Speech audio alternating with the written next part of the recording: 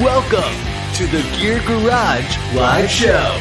This weekly YouTube show covers whitewater rafting, river safety, oh God, I lost my paddle, gear, and anything else Zach feels like rambling on about.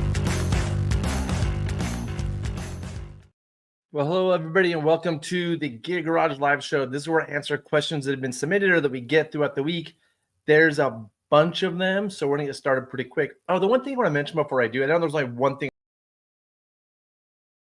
So, starting to offer our own rescue classes. There's our own curriculum, no certification. We have one for private boaters designed for rafting, kind of oriented towards rowing and multi-day, but good for all rafting. And a separate one for river guides with the Rescue 3 certification for those of you that need it. This is kind of in response to, I'm just like mildly unhappy with the current state of rescue courses. And I can go into that later. I probably will. But there's just topics that are being covered that I don't think are valuable. And there's some topics being covered that I personally think are making boaters less safe. An example is the strainer drill. A common thing rescue courses are doing is swimming over a strainer. And what they're doing is saying, hey, if you see a strainer in the river, you shouldn't swim towards it. But if you can't help yourself, here's how you do it. And I just don't think swimming over strainers is a realistic thing for people to do. It's problematic because we're telling people not to do it, and then we're reinforcing them to do it. I did a whole video about this. When I did the video a couple weeks ago, I'd seen 2 safety talks personally where the guy told people to swim over strainers. Just a couple days ago, I saw a third. I was at the put in for a river I like to paddle. And I was listening to a safety talk because it's how I learn. I get better by listening to other people give them, try to get new jokes or more ways of explaining things. And they went into strainers. And what they did was say, I didn't intend to go into this topic. I'm just kind of passionate about it right now. Is they said, if you see a strainer or a piece of wood, you should swim away from it. But if you can't get away from it, then swim towards it and lift yourself up and over. And they demonstrated lift up and over. And so, first of all, a commercial guest doesn't know if they can or can't swim away from a strainer. They can't make that decision, I don't think. Maybe as a guide or river person we can, but like your commercial guests can't decide which strainers they can and can't get away from, I don't think. And what you did was you said words and then you demonstrated something else. And what you demonstrated and what you said last usually sticks with them the most. And so I feel like that's an example of things we shouldn't be doing in rescue classes. That time we spend pretending to swim over strainers, little pipes, could be better spent working on more actual rescue techniques. And maybe we save that strainer swim for an advanced class. But there's a bunch of things like this that just make me personally, based on my experience, my knowledge, and I could be wrong. This is just my judgment, that the current state of rescue classes is frustrating to me. And I see this as an employer because I employ guides. I tell them to take a rescue class. They come back and they tell me things where I'm just like, that's wrong. Or that's okay, but we need to fix some of that. So basically, we're going to be we offered a bunch of classes this spring. We're going to offer a bunch more next spring. If you're going to take a class, consider taking one with us, Northwest Rafting Company. I'm super proud of where we're at with that. So let's go on to answering questions. There's a bunch. Oh, here's a good one. Okay, oar length. I love this topic. I used your 1.63 oar formula and determined that I should be running 9-foot oars, not my current 8.5-foot oars. So for those of you that don't know, I did a video about this. I feel like your oar length should be 1.63 multiplied by the distance between your oar locks or your pins, whatever. Your distance between your pivot times 1.63. Traditionally, people said multiply by 3, divide by 2. That gets you to multiply by 1.5. I think that was just made up. I believe a little bit longer oars are important. So anyway, I'm not sure how I ended up at 8.5. I do. Somebody told you to get 8.5, or the store sold them to you. That's just like stores. Most places that sell oars and oar frames are basing this off of the multiply by 3, divide by 2 model, which I don't know where that came from. I think it's just made up and people believed in it. Anyway, mine's made up too. My 1.63 is made up, but it's based on, I wouldn't say science, but it's based on science. Sure. I'll just say science. Okay. I've had them for 5+ years and used some long lost formula to drive that length. Yeah, multiply by 1.5. It's not rocket science. Multiply by 2, everybody says multiply by 3, divide by 2. It's the same as multiplying by 1.5. But trust your method more. Oh, thanks. That's nice. The boat is a high side pro 13.5, but as your video states, length and tube size don't really matter.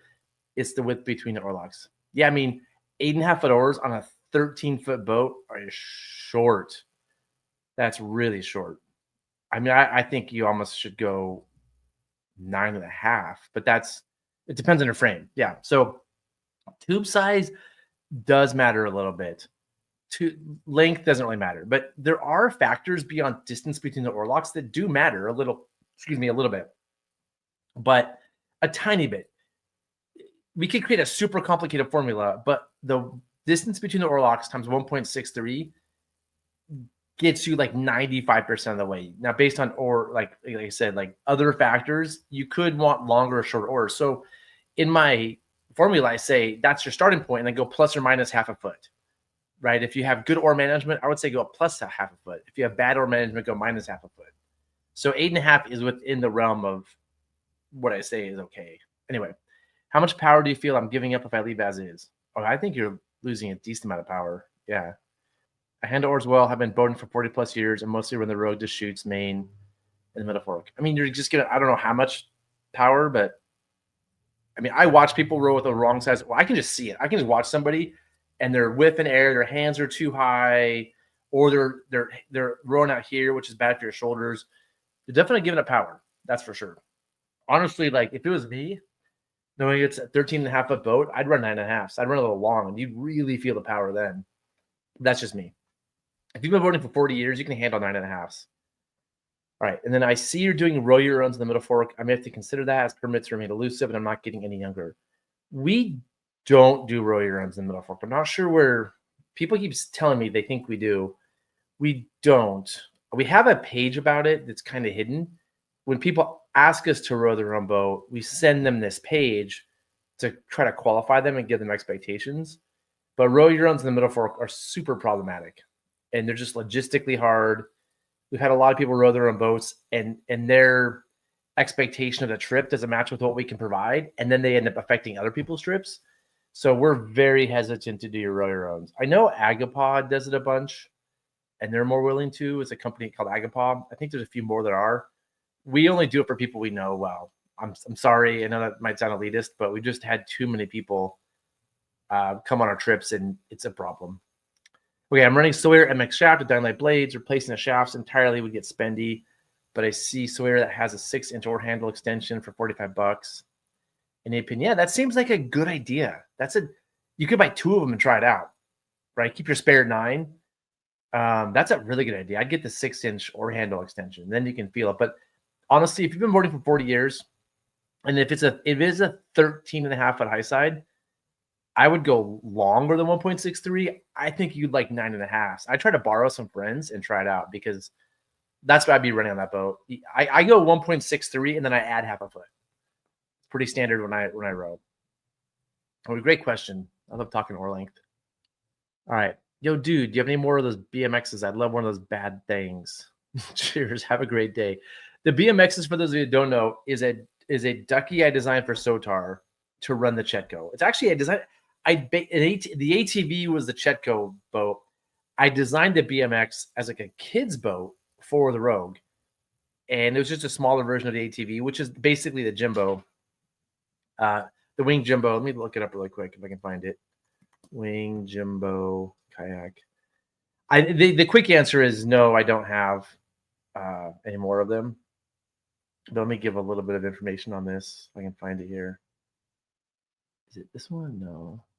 Chrome tab. Here we go. Wing Jimbo kayak.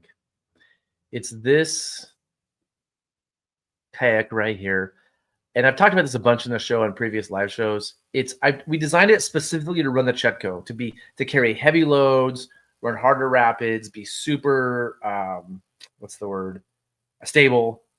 And it's like a Cronin, but just flattened out ends, basically.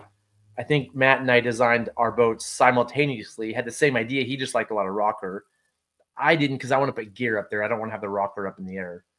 The ATV was the first one I made was for Sotar. We call it the ATV. I had a bunch of them, and then Wing was able to make these 20 pounds with that black fabric. And so I have a bunch of these. I don't think Wing can make them with the black fabric anymore. I have no idea what Wing can and can't do, honestly. But I think if you want the BMX, you could call Sotar. Say, look up the BMX design, and they can make it for you. I just don't have any more. We sold ours a long time ago. Yeah, as soon as I got the Jimbos, I sold all my ATVs and BMXs. Okay, moving on. Selway video to report. Okay, so this one I don't usually see the questions ahead of time. This one I have seen ahead of time, and this one is responding. This one's asking about some video. Let me open up. How do I see this? Hold on, let me close. All right, when I'm talking, I have to behind the scenes. How do I? Give me a second, everyone. I have to add this video. Share screen. There we go. So I'm going to share this screen, and we're going to watch some video of the Selway trip. And I'm being asked. Sorry, I can't make it that big. Why can't I make it big? Everyone, I apologize for being so technically incompetent today. Huh. I don't know what I'm doing. I have a comment. Let me look at the comment. How far should oarlocks be from the seat? Isn't it depending on the rower?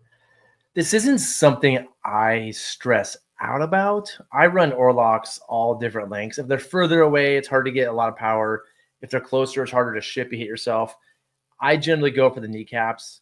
It does depend on the rower, but it's not, I mean, it's not a big deal. You can fine tune yours to be perfect. I'm not somebody who fine tunes this stuff as much as maybe I could or should. Let me see if I can look at this video a different way, everybody. Give me 1 second here. What did I do? Oh no. Everyone, I apologize for being so technically messy. I want to put this video up, and I used to be really good at putting these videos up, but this time I'm not. Okay, let's share screen again. Selway 5 feet. All right, let's see if I can make this big. Oh, there we go. Okay, I apologize for the wait. Hopefully that wasn't too boring. We're going to watch some Selway footage, and I've been specifically asked to look at certain times, which I have to now look up while we're doing this. So give me a second. Here we go. Asked to look at double drop at 540 and ladle flip at 725. Okay, so let's go ahead to 540 and see what happened at. Here we are. So when people send me videos, Aaron and I used to do video review all the time. And when I review videos, I'm going to be very direct and harsh. You sent it to me. I'm going to tell you what I think. I'm not going to candy coat it. And I'm wrong all the time. So you can take it or leave it, honestly. So here we go. Okay, I already don't like your line. So this is where the rapid is run, right? So double drop on the Selway. It kind of does a C. It bends around to the left a little bit. You can all see that. And then there's some big waves on the bottom right that can flip boats. They have commonly flip boats. And so all you're trying to do is avoid the waves at the bottom on the right. And so right now, you're just heading straight into them. The way I would run this rapid is right now, I will be turned around, pulling downstream, breaking that lateral right there. You're on it. My boat would be not quite 180 from there, but like, let's say 150. So I teed up to that wave backwards and I'm pulling left. And right through all this, I'm pulling left. I'm breaking that lateral. I'm pulling left. I'm pulling left. I'm pulling left. I'm sideways and I'm just pulling myself to the left. And so this rapid, I would enter with a downstream ferry, break those laterals, getting myself to the left, and I would just pull left and avoid those holes. This wave, you're in a cat, so it's pretty forgiving. And this wave, like to flip all kinds of boats. You almost flip, but you don't. So in my opinion, you really want to, let's go back. See how you're pulling to the right even? Again, I'm pointed, my bow is pointed upstream, my stern is pointed kind of towards that left bank, and I'm breaking these laterals. I'm probably casually doing this one, just casually breaking that one.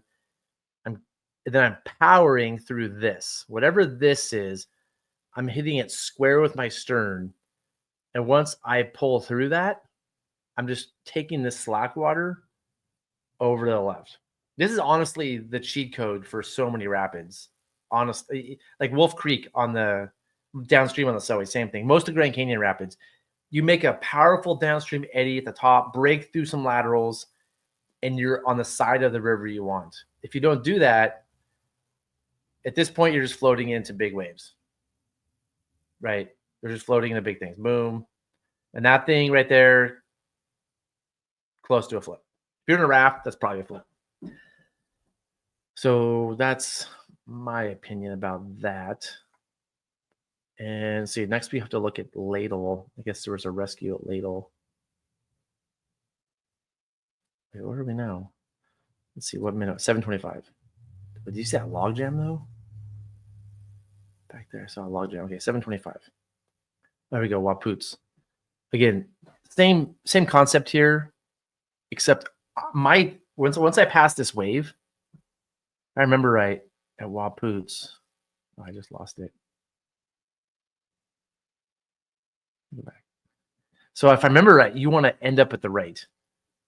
So maybe I'm wrong, but like I want to pass that wave, whole thing, and then be pulling to the right. So I'm going to get through here, turn my boat 90 degrees. This is a nice ferry, kind of. But if I want to get over there, my boat is 90 degrees the current. I'm like a lot more degrees. My stern is pointed towards the shore. Right now, you're fighting the current a lot. There you go. That's 90 degrees. See how the boat moves? That. I'm pulling myself over, pulling into the shore, setting up. And I'm guessing, I kind of remember this rapid. Look at that log jam right there. Man, imagine accidentally swimming into that. I think you have to get back left here, right? So I'm turning my boat. Again, in big water, that's what I do. I turn my boat, stern to the left, and I'm going to pull to the left. This pushing isn't really doing much. You're just getting tossed around by the waves. And it's going to be fine because it's not that hard. But if there was a hole there, I'd be pulling to the left. Okay, anyway, let's go ahead to this. I guess it's happening at Ladle, which is right around the corner. Okay, so you can see, I don't know if you can see it. There's looks like somebody's surfing a hole there.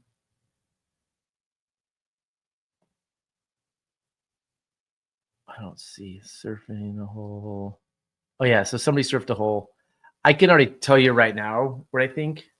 Your boat spacing is way off. Like this is not adequate boat spacing to do any kind of a rescue. So although it looks like those two boats up there are pretty good, they're close so they can help each other. Where you're at, you're just way too far away to be at all, whoever this is in the video. So I want way tighter boat spacing. So somebody's swimming somewhere. Oh yeah, that guy swam right there. And now that blue boat has to catch up with the swimmer. And orange boat, if blue boat, let's say blue boat flipped, you're not helping. You're or swam or couldn't get to him. You can't be part of the rescue because you're so far back. So for me, this is a boat spacing thing. Oh, pulling. Oh, wow. Cats are so forgiving. I like that you have that Cocotat throw bag. I really like that Cocotat throw bag.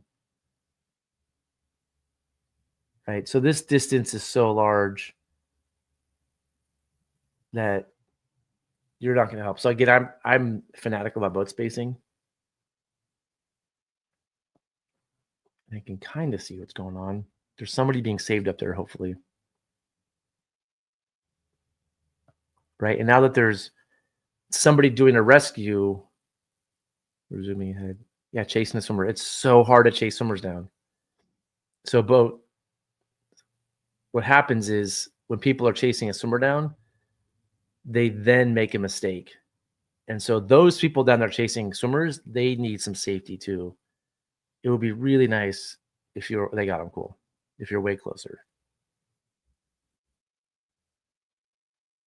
There were 3 boats up there. That helps. And that one doesn't have a person in it. Cool. So I guess my only feedback, if I'm being asked for feedback here, is tight boat spacing is the key here. And they did a good job. The swimmer should probably get out of the water. He's probably pretty tired, he or she. Like, this is where physical fitness matters a lot. Like, get up in that boat. If there was another big rapid coming up and you're hanging out like that, it would be super unpleasant. You'd put upside down too. Oh, geez. So yeah, okay. This is how it gets out of hand. Is once you have somebody in the river, things tend to cascade. Whenever you have some sort of safety issue, things tend to cascade because you stop paying attention to your lines and different things. Oh, being that swimmer right now is a bummer because they're just getting tossed in this swirly water. And now this boat eddied out. I don't see where lead boat went upside down. Yeah, this is just cascading into a mess. So I'm just going to go back.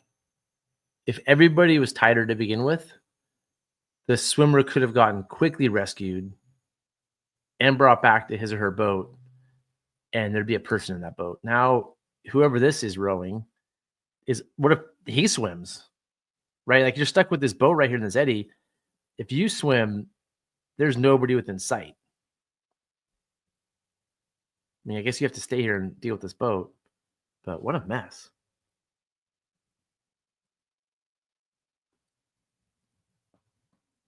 Yeah, that sucks.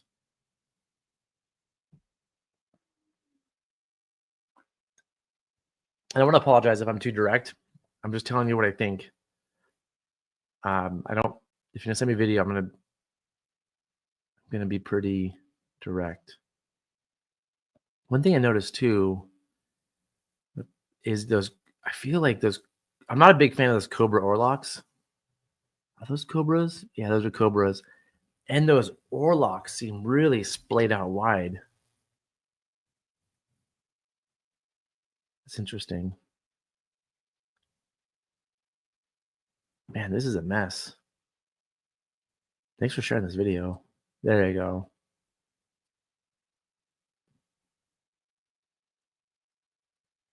Yeah, see how that oar, I've noticed a few times your oar dives deep.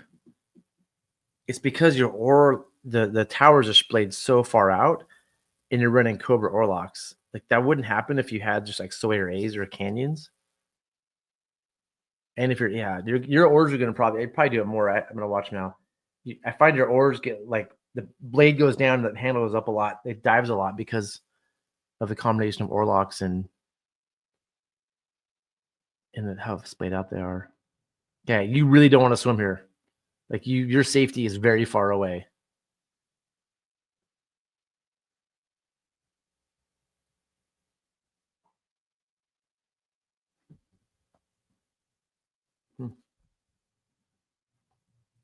I wonder what happens. I haven't watched the video yet, so I don't exactly know what happens here. Oh, and are you wearing those cool new palm shoes? Yeah, I mean, you're boating by yourself on the Selway at high water right now. If you flip right there, oh no. Oh no. You flip right there. I mean, yeah, I don't know if you can swim to shore and like how good of a swimmer you are, but I see you have safety now. You have somebody right there. Cool. Somebody waited. That's good. Hopefully it's the dude who owns that boat is ready to go to jump on it. But this is also a reminder of the physical fitness required to do these trips. I think people underestimate the importance of, oh, that guy got on, cool. The importance of physical fitness you may go for a long swim. You may have to chase somebody down. You may have to climb up in somebody else's boat. Those are all skills that the physical fitness aspect is important when we're running like big water class 4 like this.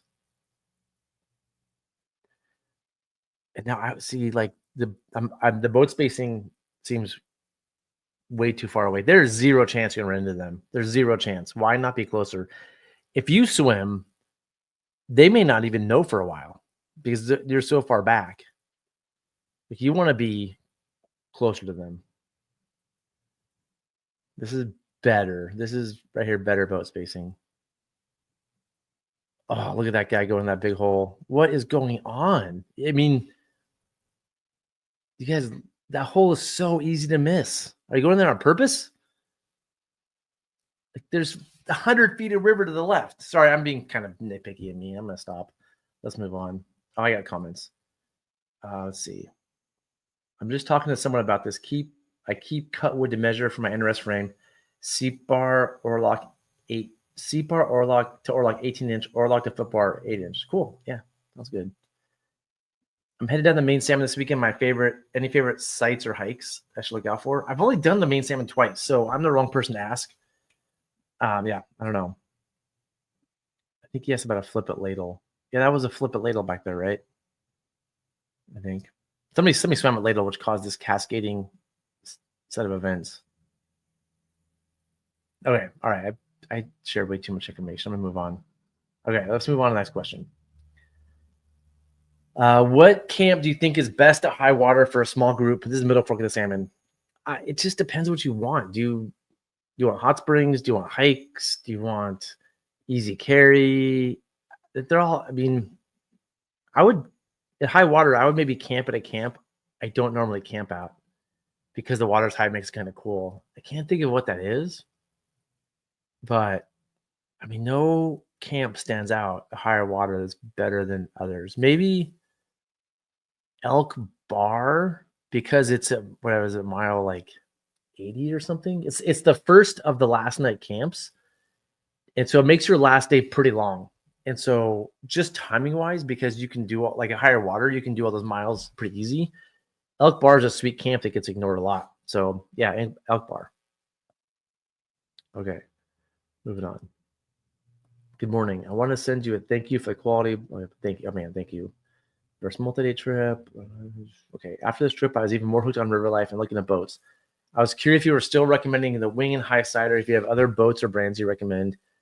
I'm looking for a 15 or 16 foot boat for myself, wife, and 3 kids. Also wondering if you guys happen to have any boats for sale. We don't have boats for sale. I did a video, I think a few years ago, where I talked about my favorite boats. Wing boats are great boats. They're just really expensive now. And yeah, so I'm not sure. I mean, I'm not sure I can justify the price of the Wing for how much they are. But Wing makes a great boat.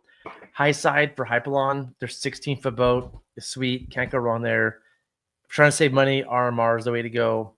I'm more excited about Sotar than I have been in a long time. I feel like Jeremiah is doing a really good job with quality, and the Sotar boats are great. So a Sotar 16, I'd probably at this point go with a Sotar 16 over a Wing 16 for a number of reasons I'm not going to get into, but a Sotar 16, it depends on the design though. The Wing 16, I designed it, so of course I think it's good, but I believe in that design. If Sotar can make a boat like my 16-foot Wing, that was the next boat I would buy. The Air 156R sweet boat. That's what comes to mind when I talk to people that get boats and like them. That's like the Wing's expensive, the High Side 16 is great, Air 156R is great, and I think if you're on a budget, the RMR boats, they make a good 16. Okay, I live in Portland, a beginner looking to get into running whitewater. I'm hoping to get some instructions soon so I can be out on the river this summer. Are there any businesses you'd recommend for learning to row? Yeah, my business. We do a ton of this. We do our rowing schools. Now, we're probably sold out for the spring. So if you want to do it the next month, it's going to be hard. But I'm probably not going to recommend anybody else right now. We just to brag a little bit, we do a really good job. And we work really hard at having really good curriculum, highly trained instructors. And I really believe in our program. We're very focused on it.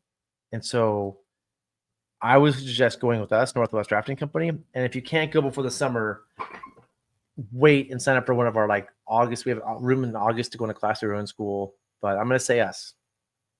Leave it at that. Oh, that's the end of the questions. Cool. Well, thank you all for watching. Whoever submitted the Selway video to report, I want to apologize if I was too harsh. I just was giving my opinion, and hopefully that's what you wanted. And thank you all for submitting the questions. One more thing from Mike. I found there were trade-offs at any of the boats other than the wing and the SOTAR that ended up adding cost that brought them in line with the wing and the SOTAR. Yeah. If you get an air or high side, say add on this, add on that, it definitely makes the price go up for sure. I think one thing too, we were doing a lot of testing on D-rings the past few weeks, and I'm finding that you really want 3, like when you're doing an anchor on a raft, you really want 3 D-rings. I think the best way to go actually is maybe 2 D-rings in the frame. I wouldn't go, if you're tying on to pull a wrap off, I wouldn't just go frame. I'm not going to get into why, I just wouldn't do it. But 2 D-rings in the frame makes a lot of sense. But whether you do 2 D-rings or 3 D-rings, you need a lot of D-rings. And so if you look at a lot of rafts and how you're going to attach a rope to them, there aren't enough D-rings to do it. So I'm a big fan of adding D-rings. All the boats I design, and I've designed a few, have tons of D-rings. I don't have a less D-ring option. So having them come with D-rings is sweet. And, you don't always need thwarts, but whatever. Elijah. Oh, sweet. Yeah, thanks for saying something. Yeah, thanks for saying that, Elijah. We put so much time into like curriculum, training, standards, excellence, and we work really hard. We have amazing instructors. I can't imagine recommending another group right now, because I just feel like what we're doing is like, and I'm bragging here, I hope that's okay. We're at least a level above everybody else. So it's hard to recommend somebody else knowing the quality that we're doing right now with our course. And we've done for a while, like the quality of our courses. So thanks for saying that, Elijah. Cool. Well, that's it. That's the end of the show. Thank you all for watching. We'll be back maybe next Tuesday. So if you have questions, submit them through Whitewater Guidebook on the Gear Garage tab, and we'll see y'all hopefully next week.